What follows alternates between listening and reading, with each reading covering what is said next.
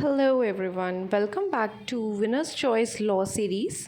हम अपनी law series को आगे बढ़ाते हैं एंड ह्यूमन राइट्स में जो हम पढ़ रहे थे लॉ ऑफ ह्यूमन राइट्स उसको आगे कंटिन्यू करते हैं। तो आज के टॉपिक में हम पढ़ेंगे evolution of concept of human rights. तो चलिए वीडियो को स्टार्ट करते हैं, बट उससे पहले अगर आप चैनल पर नए आए हैं तो पहले चैनल को सब्सक्राइब करें, वीडियो को लाइक और शेयर ज़रूर कीजिएगा। आपको बेल आइकन पे क्लिक करना है और ऑल के नोटिफिकेशन को सबसे पहले ऑन करना है।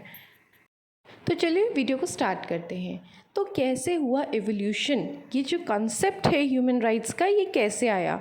तो उसका पहला कारण जो है वो है बेबीलोनियन लॉ।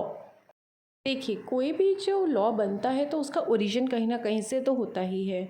तो बेबीलोनियन के किंग थे हबुराई।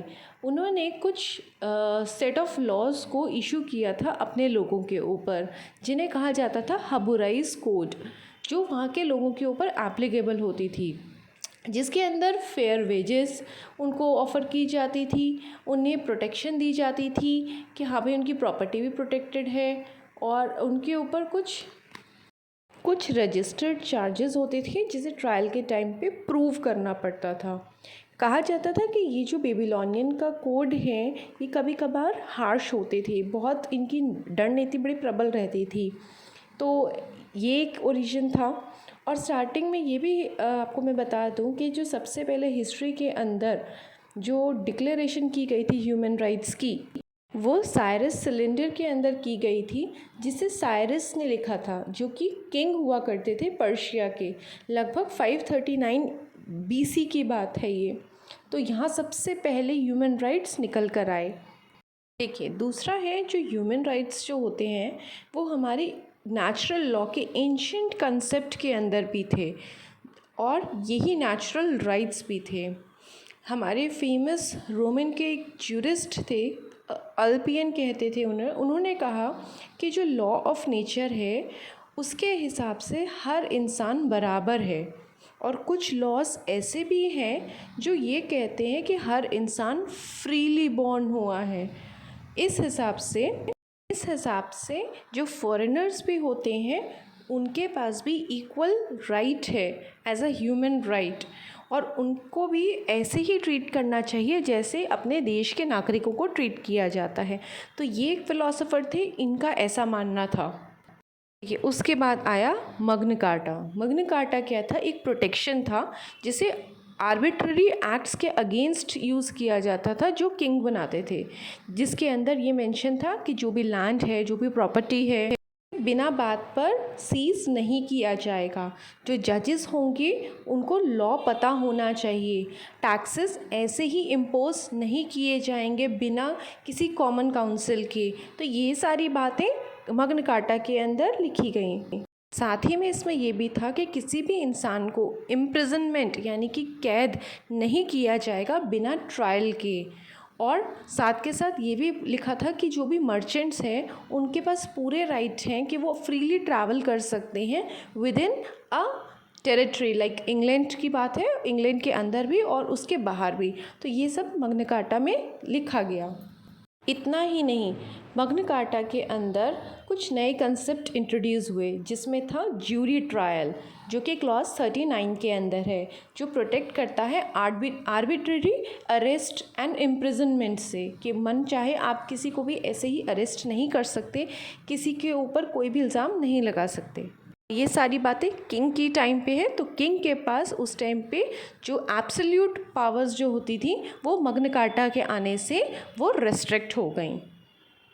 आप समझ ही सकते हैं किंग के पास पहले कितनी पावर हुआ करती थी, तो वो सारी यहाँ पे रिस्ट्रिक्ट हो गई।